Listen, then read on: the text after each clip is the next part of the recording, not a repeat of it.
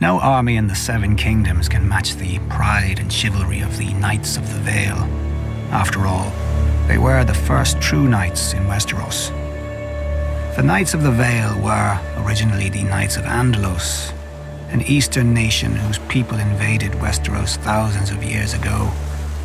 From the sea, the Vale seemed to the Andals an ideal new home, a wide, fertile valley isolated from the rest of Westeros and its kingdoms by a great mountain range. The first men who held it, moreover, were sparse and divided, and waded into battle with bronze axes and armor that couldn't match Andal horses and steel. But what the first men lacked in weaponry, they made up for in ferocity.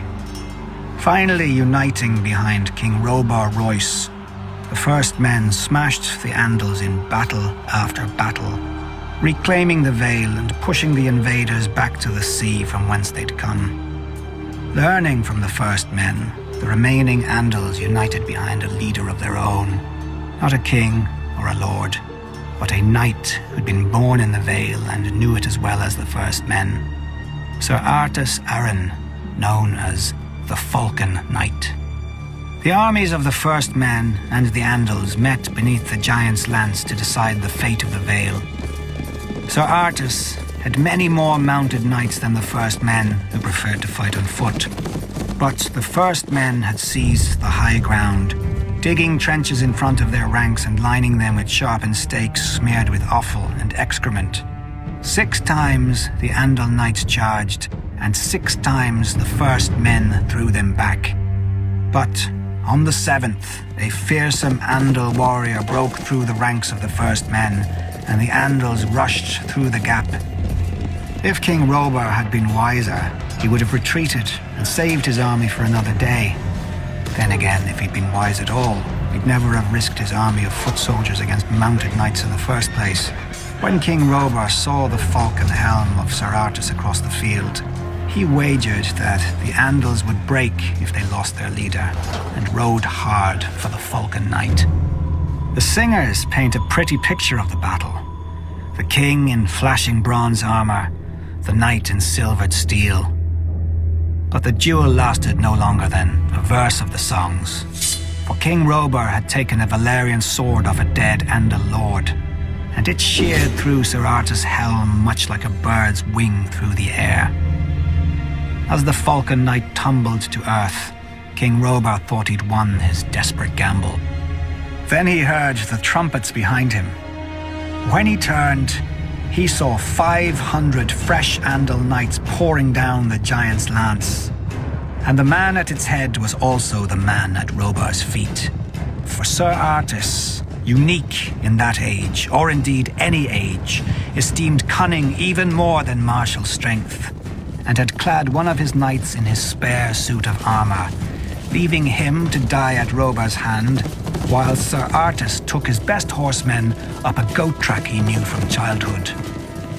The charge of the Andal knights broke the last great army of the first men, who would never again threaten the new Knights of the Vale. Some of the defeated would even join their ranks in the years to come, but many more fled to the mountains, choosing savagery over submission. Ever since, the Knights of the Vale enjoyed an exclusive position in Westeros. They could sally forth from the Vale at will, knowing that if battle went against them, they could retreat through the Bloody Gate where no army could follow. Until the dragons changed the game. When Aegon the Conqueror landed in Westeros, the Queen Regent of the Vale shut the Bloody Gate against the Targaryens and massed the Knights of the Vale behind it to lock it.